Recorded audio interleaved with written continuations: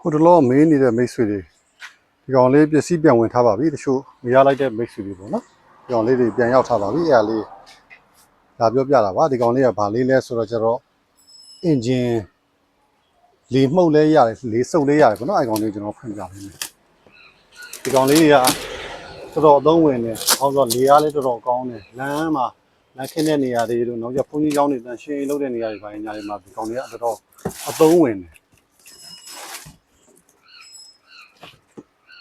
ဒီကောင်က2 stroke engine နဲ့လာပါမယ်2 stroke engine ဆိုတော့ဓာတ်ဆီထည့်ရမယ်2D ထည့်ရမယ်သူ့မှာတခါတည်းမှာအမိုက်စုပ်ဖို့ရတယ်မှာအမိုက်အကြီးပါတခါတည်းပါသေးတယ်နောက်ပြီးတော့ဒီကောင်ကတော့ဒါသူ့ဆက်တဲ့ pipe တွေပေါ့နော်သူ့ဆက်တဲ့ pipe တွေပါပါတယ် pipe တွေကတော့အများကြီးပဲဒီကကောင်းမကောင်းကတော့ဒီမှာ pipe အလုံးသာကြည့်လိုက်တော့ဒီလုံးကြီးနဲ့ဆိုတော့ဘာအမိုက်နေဖုံရောသဲရောအမိုက်ရောအကုန်လွင့်သွားမှာပေါ့နော်ဒီကောင်မျိုး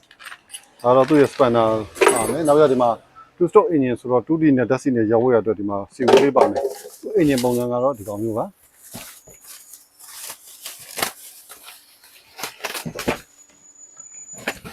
ဒါမျိုးပေါ့နော်တစ်စိတ်ကအာမန်တစ်စိတ်ပါအာမန်တစ်စိတ်ကတော့စိတ်ချတယ်ပေါ့နော်အဖွင့်ပိတ်ခလုတ်ကဒီမှာပါခင်ဗျာနောက်ပြီးတော့သူ့ရဲ့အာသာချက်လေးတစ်ခုပြောပြမယ်သူ့ရဲ့အာသာချက်လေးကဘာလေးလဲဆိုသူကအမုံကိုမှုတ်ယုံနေမဟုတ်ဘူးသူကအဆုပ်ပါရသေးတယ်အမိုက်တွေပါဆွဲဆုပ်လို့ရသေးတယ်ဆွဲဆုပ်ပြီးတော့ခုနအိတ်ထဲမှာတစ်ခါထည့်ပြီးတော့သိမ်းလို့ရတယ်ပေါ့နော်နောက်ပြီးတော့အဲ့အမိုက်အိတ်ထဲမှာသူကဒီတိုင်းဆုပ်ယုံနေကိုဆုပ်သွားပေးတာမဟုတ်ဘူးဒီမှာတော့ပြပေးမယ်ခင်ဗျာတော့ဒီထဲမှာသူ့ရဲ့စတီးဓာတ်သွားဒီမှာ3လက်ပါတယ်3လက်ပါတော့ဒီကနေဆုပ်ပြီးတော့ဒီကနေပြီးတော့ဓာတ်သွားနဲ့တစ်ခါတည်းအပုံကိုအမိုက်တွေရောတေကိုင်းစားတဲ့ဘာညာအတူစားတွေအကုန်မှုတ်ချေပေးလိုက်တာအမှုတ်ချေပြီးတော့မှအမိုက်အိတ်ထဲကိုထည့်ပေးတာဖြစ်တဲ့အတွက်ကိုသူကကြတော့အမုံက